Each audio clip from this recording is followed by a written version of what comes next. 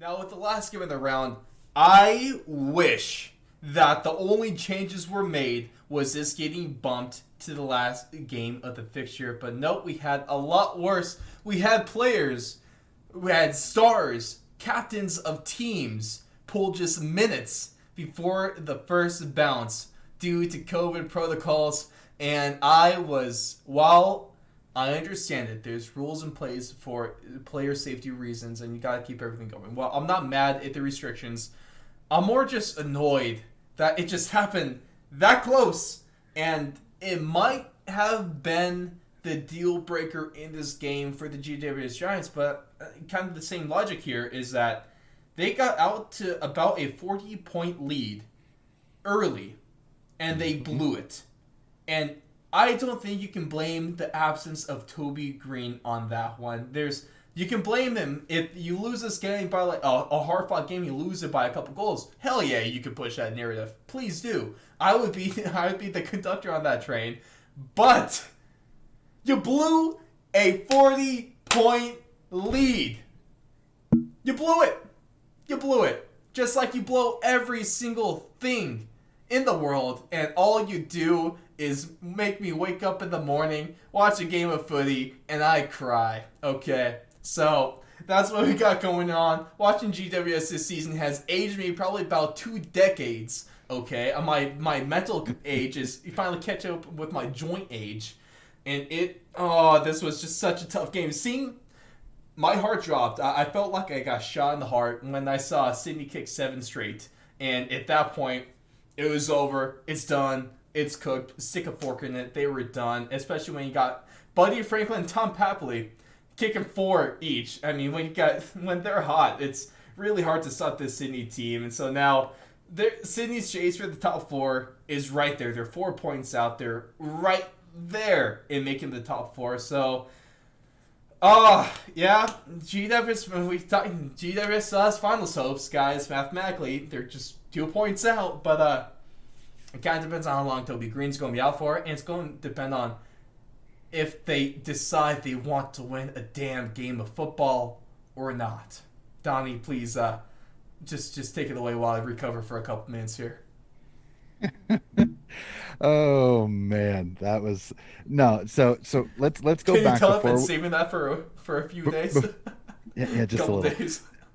So Ugh. let's go back, and I have to say this, and this was a complete is the game actually started, at least for me, for me at about 3 a.m. And when I turned it on, man, did I find out so much was going on, because basically over the last 24 hours we find out that both Sydney and GWS had players at a rugby union game between France and Australia, which is the reason why they were ended out being deemed in a tier 1 COVID exposure, because a COVID positive case was in the section that both the Sydney Swans staff members and players, along with GWS staff members and players, was in. This is the reason why Toby Green and several other players who did not play in the GWS game, along with Callum Mills and Harry Cunningham from the Sydney Swans, were all deemed tier 1 and have to isolate for 14 days, even though they tested negative prior to the game. Half an hour before the game started, both teams had to bring in players, including the Swans having to bring in 2 guys that had played the day before in a scratch game for almost the entire time. Both James Rowbottom and Dylan Stevens had to play. Hey, hats off to them for being able to do that. Well, you could definitely, and the crazy part is you could definitely tell that they did, because Rowbottom did not touch the footy in the first half, and Dylan Stevens took a while to kind of get into the game. So both players took a little bit of time to get into it, but I think once the momentum started to kind of go Sydney's way, that helped them out a little bit, because it was GWS was on the back foot. This really was a game, like you kind of said, it was a game of 2 halves. The first half was GWS, and GWS hefty. I mean, I'll raise my hand. With about 8 minutes left in the second quarter, it was 35 points. I thought, oh, this is going to be a long, long night if this continues the way it was. But really, I think the turning point was the end of the first half, when Sydney kicks 3 goals in the last 3 minutes, That or was two and a half huge. minutes. I mean, you make it a manageable lead at that point, and you take It made all the momentum. All it the made it momentum. 16 points going into the half, and you could tell the start of the second half, Sydney kicks the first goals, and you could tell GWS was reeling. It was now down to 10. Sydney kicks the next one. It's down to single digits, and it just rolled. Altogether, Sydney would kick 9 in a row before GWS would finally break that streak. But I mean, I'm gonna say this. I agree with you that if this game is within a couple of goals, you can legitimately make the argument Toby Green changed it. But me as a Swans fan, and this is not me de like contradicting you, but we also lost a very good player in Callum Mills in the midfield, who I Exactly. think might have made just as much of an impact. So I agree with what one of the players on AFL 360 said.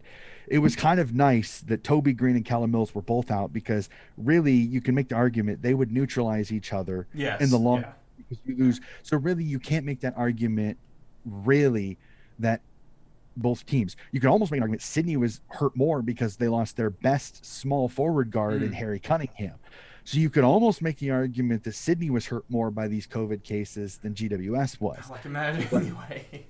but but in the long run, it was a very good game of footy. The skills were really well, but Yeah. just Yeah. Tommy. I mean, I gotta give Tommy Papley's one soccer goal that he scores, and I laughed because I even tweeted. I said, "There's no way in heck he thought he was going to score that," because you can tell as he's running off, he has this look like, "Oh my god, I did it!" Like it is the funny. It is literally the funniest thing ever. Honestly, But I love watching Tom Papley. He's it's just like as a player and the almost excitement, the emotion he shows, the pictures that on social media that they always get are fantastic. Man, always has a great face after a goal. he is the best seller. He's probably one of the best celebrators of goals in the entire AFL, and it's so hard to argue that. But I mean, to see, and I don't know if you've seen this. Have you seen the footage of John Longmire after the game, the coach of the Sydney Swans? He gets emotional God, after the game I love that because of the video. fact I loved and it. it was really cool. But then I also saw some video pregame when they found out that Rowbottom Dylan Stevens would have to hop in. Mm-hmm. Um, that the entire playing group was super excited for them to play. Yeah, they were sad that Mills and Harry Cunningham weren't be able to play, but they were like celebrating. They were jumping up and down. They were hugging those guys as they were trying to get ready because they were trying to get ready quickly. So, Mm-hmm. I agree with what some of the announcers have said. This is a Sydney team that really is bonding over this time away from home, and I agree. This could be the start of something. I'm not holding my breath on the flag. Okay, I'm Mm-hmm. not. I'm not a one-eyed Sydney supporter. I don't go, yeah, we're gonna win the flag. No, um, this is something I love seeing as a supporter of the club. And Mm-hmm. again, my heart goes out to GWS because I thought this was going to be a tough game. Even losing Toby Green and Callum Mills, I thought this was going to be a really good game. This disappointed me, this performance by GWS, because there's so much talent there. Getting Canelio back, yes, you lose DeBoer too, which I don't think really helps you, but there's so much talent in this GWS team. It almost gets frustrating because I think they're so much better than what they're playing, and that's kind of the hard thing for me sometimes to deal with. But I mean, It should be. At least, yeah, like I said, I probably yeah, shouldn't be as a GWS fan, but I'm kind of rooting for the Sydney team.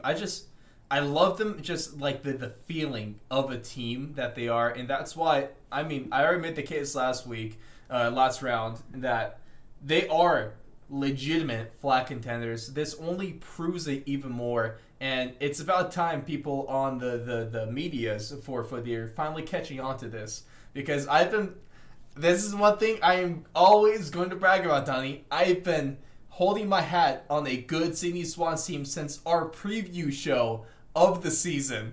And so I got this going for me, and that's all I'm looking forward to. And it's been really fun watching Buddy Franklin my first time, my first full season. So I've been able to watch Buddy Franklin. I think we're past a year that I've been watching AFL, Donnie. I think we've mhm, passed that date. So yeah. um, what can I say, guys? I'm a certified genius already, prodigy in this sport. What can I say?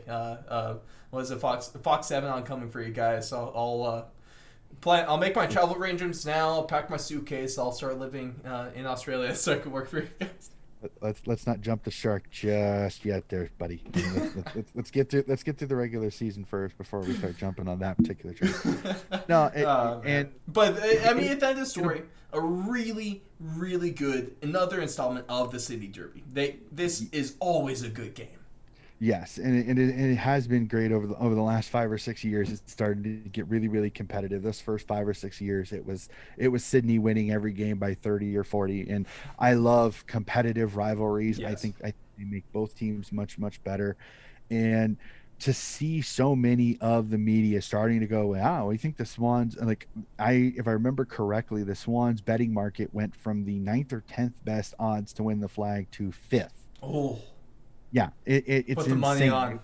Yep, yep. They went to, I think it's like 15 in the Australian markets at least. They're now down to $15 to win the flag, which is fifth, which is either fifth or sixth best, tied with Port. So it's kind of it's interesting to see people kind of get on the Swans bandwagon, and we'll really have to see. Like I said, they've played so well this week, and I feel kind of bad because our some of our buddies like Dockerman and them, Sydney plays Frio this week, so this Mm, is going to be another fun week for mm. me because I've got friends on the other side of this game. But It might as be I worse tell than all the Geelong game. well, as I tell all of them, I said I respect your team. I'm not a trash talker. Let's have a chat during the game because I think it's fun. Like for me, that's the exciting thing about it, and I can't wait for that. And if I see correctly, the game is actually at a decent time for me here at 9:30. So who knows? That'll be quite an interesting one there. But I think that's wow, what a round.